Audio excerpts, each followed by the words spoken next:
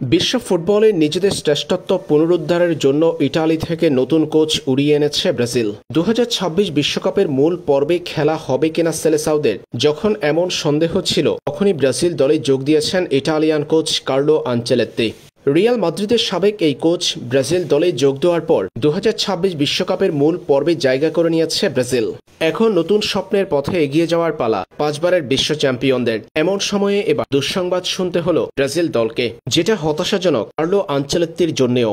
Brazil দলে Carlo Ancelotti যোগ দেওয়ার পর তার সহকারী হিসেবে তিনি নিয়েছিলেন তার ছেলে ডেভিড আনচেলত্তিকে, যিনি রিয়াল মাদ্রিদেও কার্লো আনচেলত্তির সহকারী হিসেবে কাজ করেছিলেন। ব্রাজিল জাতীয় দলের দায়িত্ব নেওয়ার পর নিজের ছেলেকেই সহকারী হিসেবে রেখেছেন কার্লো আনচেলত্তি। এবার ডেভিড আনচেলত্তি নতুন কোচিং এর ভূমিকায় চলে গেলেন বোটাফোগোতে। ব্রাজিলিয়ান ক্লাবটির কোচিং প্যানেলে যুক্ত হয়েছেন ডেভিড আনচেলত্তি, ছেড়েছেন ব্রাজিল দলের চাকুরি।